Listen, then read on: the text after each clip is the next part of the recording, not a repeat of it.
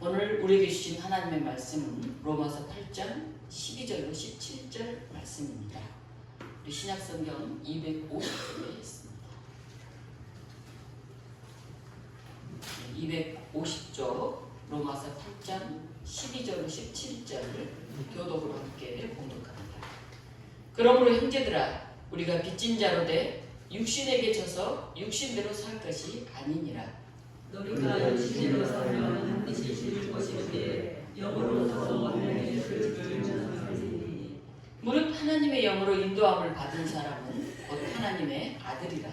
너희는 다시 무서워하는 중의 영을 받지 아니하고 양자의 영을 받았으므로 우리가 아빠 아버지라 부르짖느니라. 성령이 친히 우리의 영과 더불어 우리가 하나님의 자녀인 것을 증언하시나니 자연이면 또한 상속자 곧 하나님의 상속자요 그리스도와 함께하는 상속자이니 우리가 그와 함께 영광을 받기 위하여 고난을 함께 받아야 할 것이니라. 아멘. 오늘 이 본문을 가지고 제목을 자화상 이렇게 정했습니다. 우리 자화상하면 생각나는 시가 하나 있습니다. 윤동주 시인의 자화상이라고 하는 시입니다. 여러분 외우지는 못해도 아마 들으면 그 시하고 기억하실 것입니다. 산 모퉁이를 돌아 논과 외딴 우물을 홀로 찾아가서 가만히 들여다봅니다.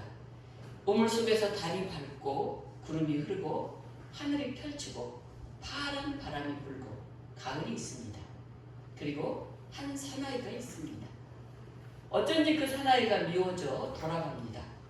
돌아가다 생각해보니 그 사나이가 가여워집니다. 도로 가서 들여다보니 사나이는 그대로 있습니다. 다시 그 사나이가 미워져 돌아갑니다.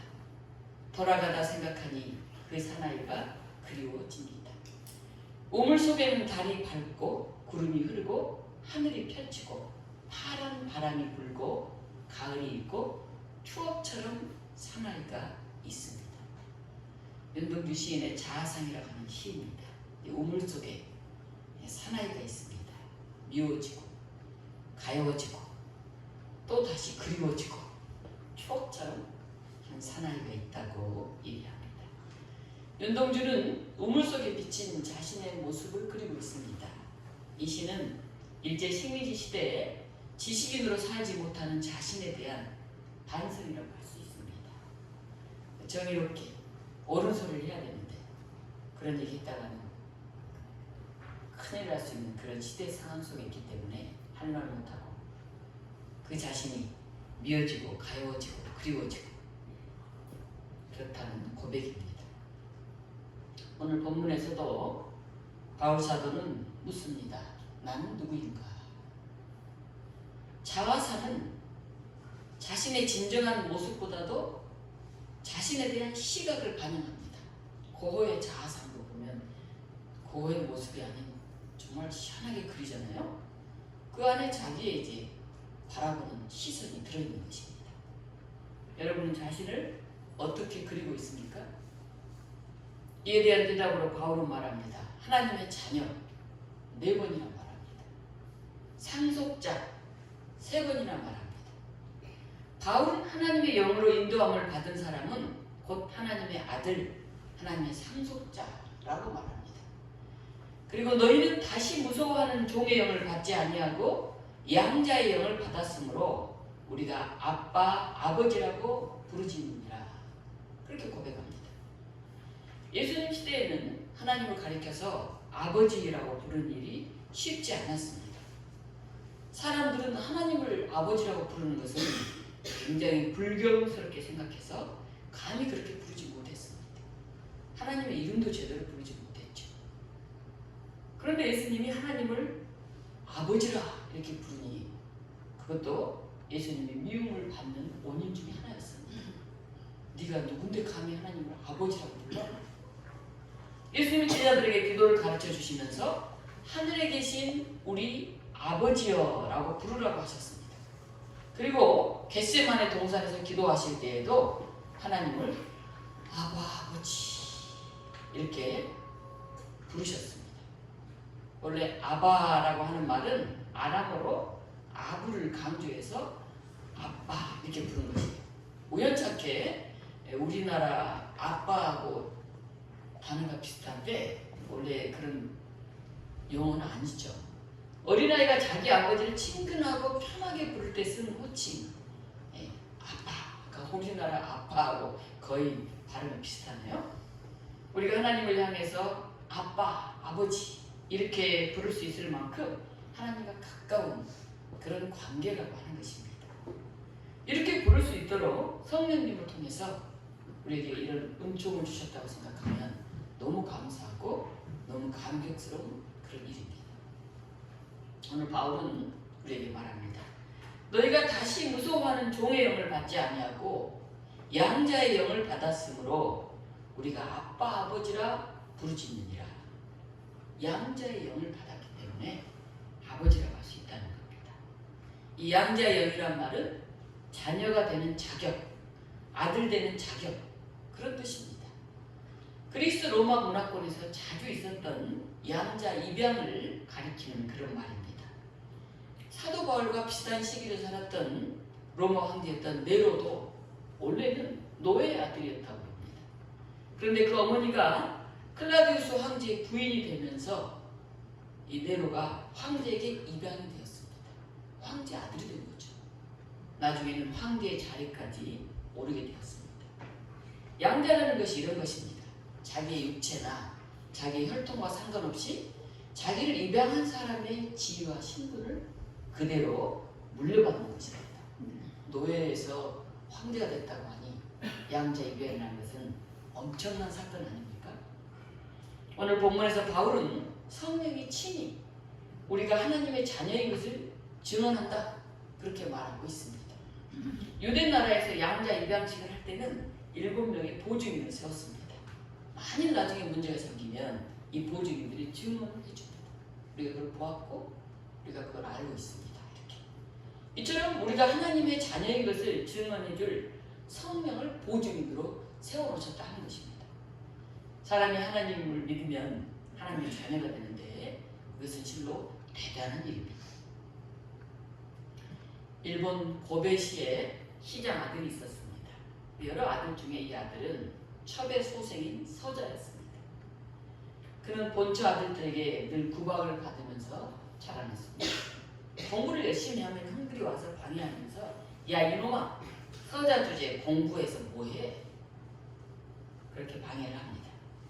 옛날에 홍길동전에 나오듯이 서자는 아무리 총명해도 출세할 수 없는 그런 시대였습니다. 학교에 가서도 친구들에게 놀림감이 됩니다. 그래서 어울리지 못하고 늘 한쪽 구석에 쪼그리고 앉아서 친구들이 노는 것을 구경할 뿐이었습니다. 그러던 어느 날 그가 걸어가고 있는데 어떤 사람들이 막 나팔을 불면서 노상 전도를 하는 것을 지나게 되었습니다. 구세군 사람들이 전도하는 그런 곳이었는데요. 예수 믿고 구원 받으세요. 예수 믿고 하나님의 아들, 딸이 되세요. 하는 소리를 들었습니다. 너무 반가워가지고 전도자 한 사람을 붙들고 물었어요. 예수 믿으면 서자도 구원을 받나요? 서자도 신의 아들이 되나요? 그랬더니 전도자가 말했습니다. 세상 사람들은 서자라고 하면 아무도 껴주지 않지만은 예수님 아무 차별 없이 받아주십니다. 물론 구원받지요. 물론 하나님의 아들이 됩니다. 그런 당장에 예수님을 영접했습니다. 그리고 그는 나중에 목사요 유명한 신학자가 되었습니다. 그는 늘 이렇게 말합니다. 나는 하나님의 아들이다. 육체를 따라가면 나는 서자지만 성령을 따라가면 나는 아무개 시장의 아들도 아니요 부유한 사람의 서자도 아니요 나는 오직 하나님의 자녀이다. 이렇게 고백하며 다녔다고 합니다. 조선 말기에도 이런 일이 있었습니다. 그 당시 독립협회 주최로 만인 공동회가 열릴 때 백정인 박성춘이라는 사람이 연사로 나서서 자기 의견을 당당하게 이야기를 했습니다. 그를 눈여겨본 선교사가 그를 데리고 가서 예수님을 믿게 하고 나중에 그가 교회에서 장로님이 되었습니다. 그 아들 박사양이라는 사람은 우리나라에서 최초로 의사 7명이 면허증을 가지게 되었는데 그 당시에 한 명의 의사가 되었습니다. 그리고 나중에 세브란스 연합의학교 교수가 될 정도로 그런 큰 영향을 끼치는 사람이 되었습니다. 로마서 8장 12절에서 17절에서 바울이 전하는 복음이 바로 이런 것입니다. 영적으로 그리스도를 구주로 영접한 사람은 다 하나님 나라의 시민이라는 것입니다. 14절 무릇 하나님의 영으로 인도함을 받는 그들은 곧 하나님의 아들이라. 하나님을 아버지라고 부르는 사람들, 그들은 복 있는 사람들입니다. 오늘 17절에서도 이렇게 말합니다. 자녀이면 하나님의 상속자요 우리가 그와 함께 영광을 받기 위하여. 우리가 하나님의 자녀고 상속자고 하나님과 함께 영광을 받는 사람이라는 것입니다. 이것이 바로 바울이 말하고 있는 우리들의 자화상입니다. 12절입니다. 같이 한번 한 목소리를 읽어보겠습니다. 그럼 우리 형제들아 우리가 빚진 자를 육신에게 있어서 육신대로 살 것이 아니니라. 우리가 빚진 자라는 것입니다. 그런데 육신대로 살 게 아니라고 합니다. 환경과 조건도 중요하지만은 각자 인생에는 자기의 책임이 있다고 하는 것입니다. 사랑하는 독립교회 여러분은 스스로를 어떻게 그리고 있습니까? 어떤 자아상을 가지고 있습니까? 수년 전에 영국 맥길 대학교 소니아 루피벤이라고 하는 박사가 왕립 학회 학술에 의해서 다음과 같은 발표를 했습니다. 그는 카나다에 사는 노인 92명을 대상으로 15년 동안 뇌의 용량과 뇌의 기능을 연구했습니다. 그 결과 자신감이 결여된 사람은 자신감이 강한 사람에 비해서 뇌의 크기가 약 20%나 작다는 것을 발견했습니다. 학습 기능과 기억력도 현저히 떨어진다고 하는 것을 알게 되었습니다. 심리학자여 정신분석자인 에릭슨은 자신감, 자긍심 이와 비슷한 용어로 아이덴티티라고 하는 말을 사용합니다. 에릭슨은 아이덴티티를 세상의 변화 속도 속에서도 자기 자신의 내적인 지속성에 대해서 흔들리지 않는 그런 자신감, 아이덴티티가 우리는 이제 자기 정체성이라고도 말하죠. 이런 그걸 자신감이라고 이렇게 표현했습니다. 이 아이덴티티가 분명한 사람은 자신의 외면적인 조건 때문에 자기의 가치가 결정되는 것이 아니라 자기의 내적인 가치의식 그리고 신앙에 따라서 자기의 가치를 스스로 판단하고 결정한다는 것입니다. 때문에 사람에게 자신감이 있으면 생각이 넓어지고 매사에 적극적이라고 말합니다. 그런데 자신감이 없으면 생각이 위축되고 생활의 의욕도 떨어지고 무력감에 사로잡히기가 쉽다고 합니다. 우리 안에서는 그릇된 열등감, 이유 없이 자꾸 위축되는 사람들 있잖아요. 반면에 그릇된 우월감, 괜히 별것도 아닌데 잘난 척하는 사람들 있잖아요. 이것도 결국은 자신감이 부족하기 때문에 열등감이나 막 있는 척하는 이런 우월감으로 나타난다고 합니다. 자신감이라고 하는 관점에서 볼 때 사람은 네 가지 부류로 나누어 볼 수가 있습니다. 하나는 내적, 외적, 자신감이 다 부족한 그런 경우입니다. 외형적으로나 정신적으로나 무엇 하나 내세울 것이 없는 그런 사람들입니다. 이런 사람은 자신이 아무것도 없는 약자라고 생각합니다. 그렇잖아요. 마음도 약하지, 가진 것도 별로 없지, 내세울 게 하나도 없지.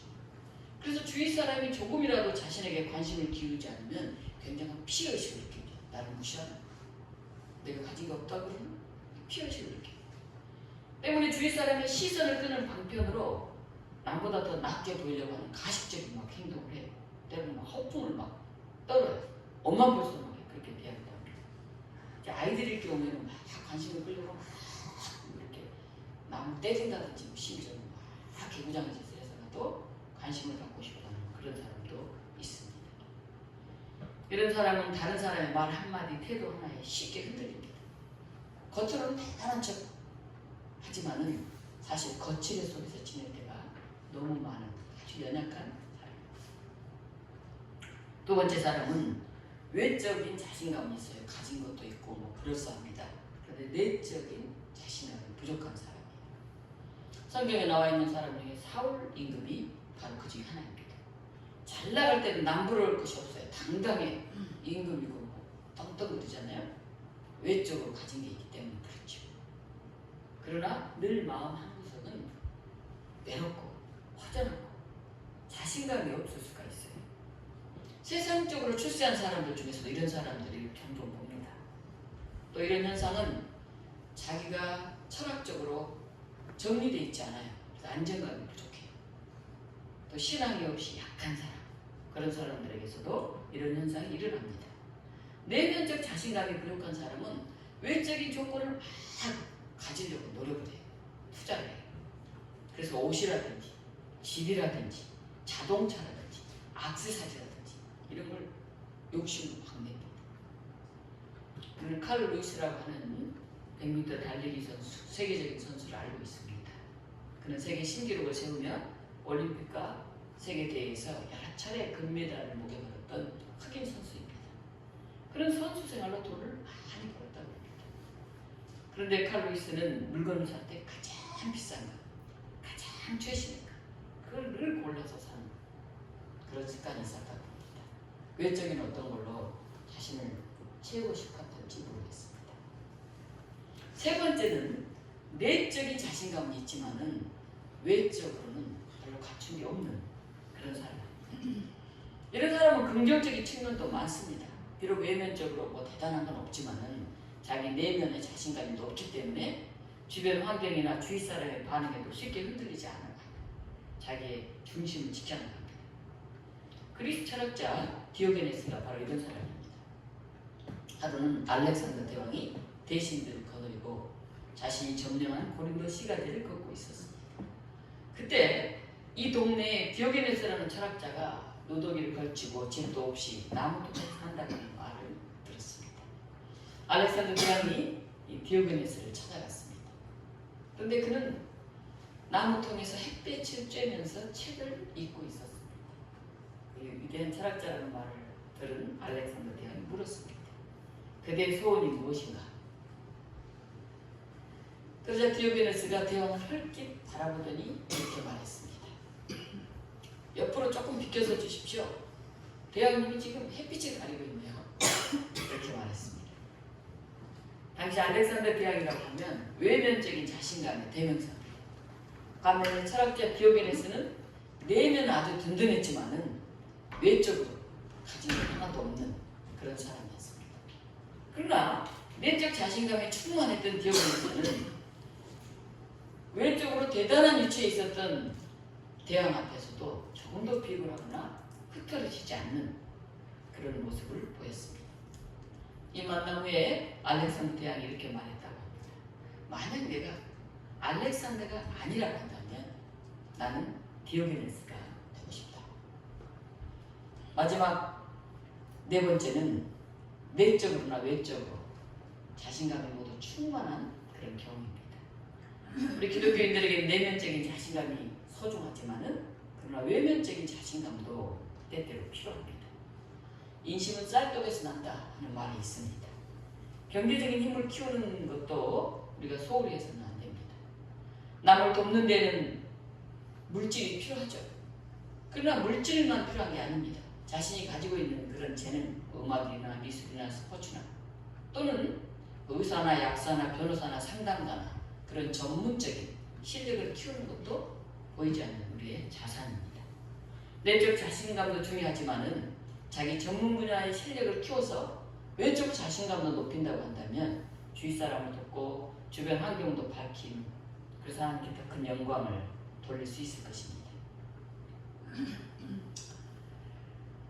우리가 내적인 자신감은 하나님의 자녀라고 하는 자아의식이 가장 중요합니다.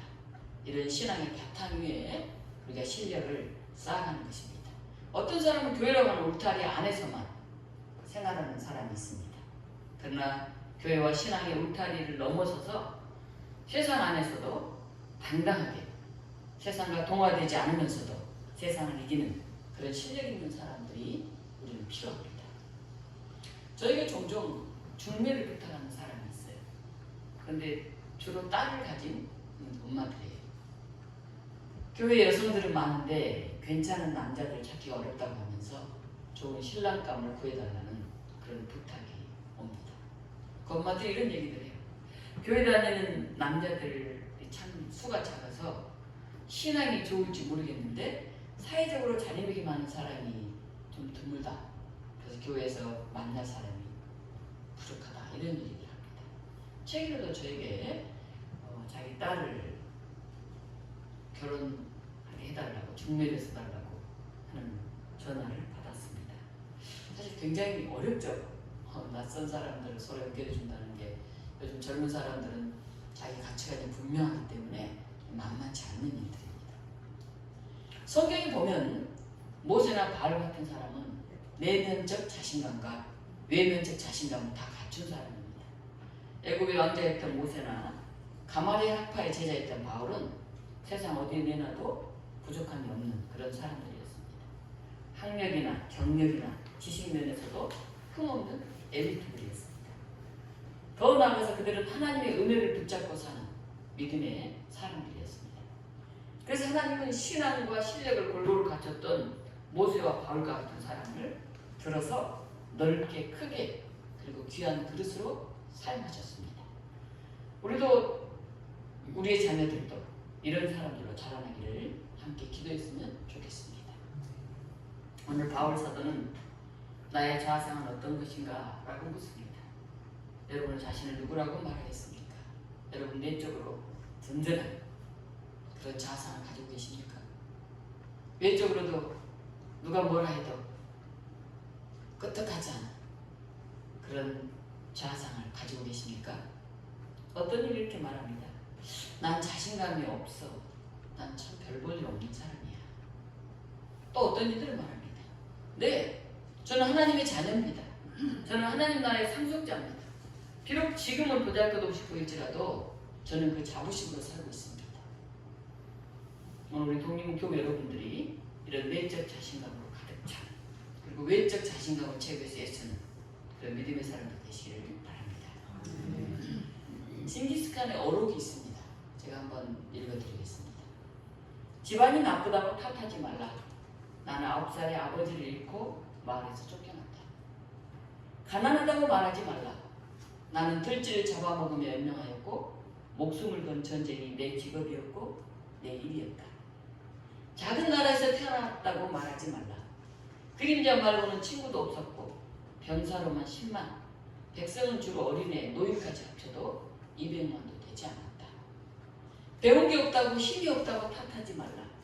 나는 내 이름도 쓸 줄 몰랐으나 남의 말에 귀 기울이면서 현명해지는 법을 배웠다. 너무 막막하다. 그래서 포기해야겠다고 말하지 말라. 나는 목에 칼을 쓰고도 탈출하였고 뺨에 화살을 맞고 죽었다 살아나기도 했다. 적은 밖에 있는 것이 아니라 내 마음속에 있었다. 나는 내게 거추장스러운 것은 깡그리 쓸어버렸다. 나를 극복하는 그 순간 나는 징기스칸이 되었다. 사랑하는 독립교회 여러분, 징기스칸 노래에 있는데 하물며 신의 아들 딸로 부름받은 우리들은 어떠해야 할까요? 여러분은 또다시 두려움에 빠뜨리는 종살이의 영을 받은 것이 아니라 자녀를 삼으시는 영을 받았습니다. 그래서 우리는 그 영으로 하나님을 아빠, 아버지라고 감히 부릅니다. 오늘 우리는 너희는 내 딸이요 내 아들이며 너희는 하나님 나라를 유업으로 받을 내 상속자들이라고 말씀하시는 하나님의 음성을 듣습니다. 하나님을 향해 아빠, 아버지라고 부를 수 있는 것만큼 우리의 자존감을, 자신감을 높여줄 수 있는 그런 말이 있을까요? 하나님은 내 아버지신데 누가 감히 나를 어찌할 수 있느냐. 우리가 하나님의 형상대로 지음받았으며 하나님의 사랑 안에 있다고 하는 사실보다도 더 자신감을 높여주는 말씀이 있을까요?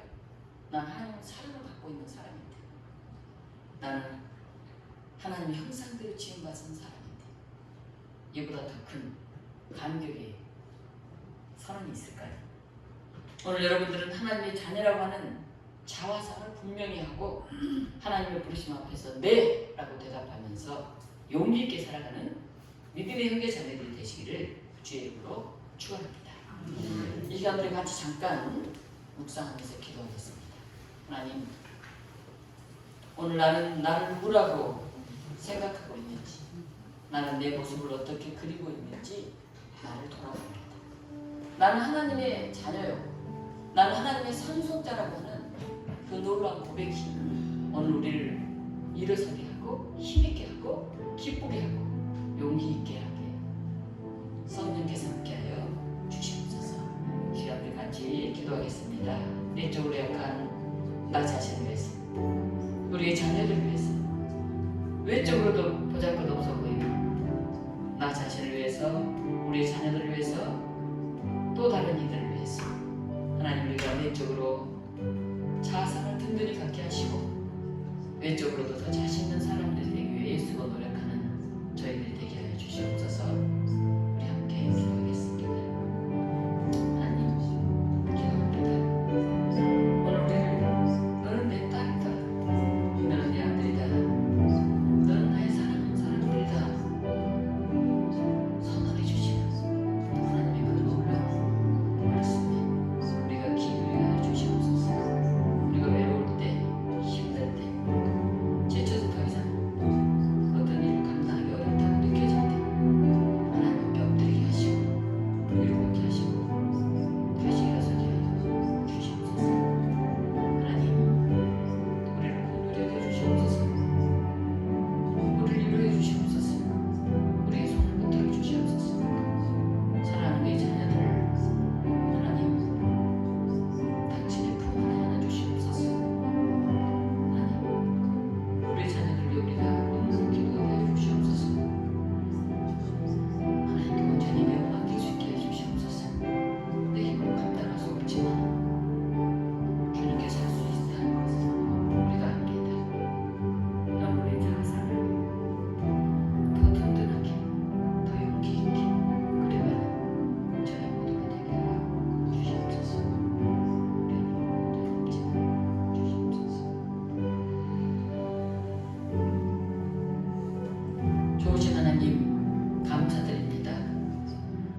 연약하고 부족한 저희들을 부르셔서 하나님의 자녀 삼아주시고 우리가 신의 아들, 딸로 살 수 있게 하신 것을 감사드립니다. 우리가 양자된 이 감격과 이 축복을 늘 기억하게 하시고 주님의 손을 꼭 붙들고 당당하게 오늘도 걸어가는 저희들이 되게 하여 주시옵소서. 우리가 외로울 때, 슬플 때, 지칠 때 하나님 붙들어 주셔서 우리가 하나님의 형상을 회복하게 하시고 우리의 외적인 자신감도 채워갈 수 있는 믿음의 사람들이 되게 하여 주시옵소서. 특별히 사랑하는 우리의 자녀들을 주님께 맡깁니다.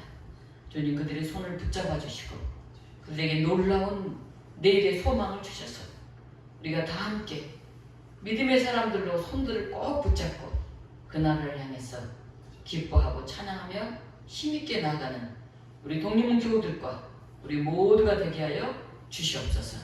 예수 그리스도 이름으로 기도하옵나이다. 아멘.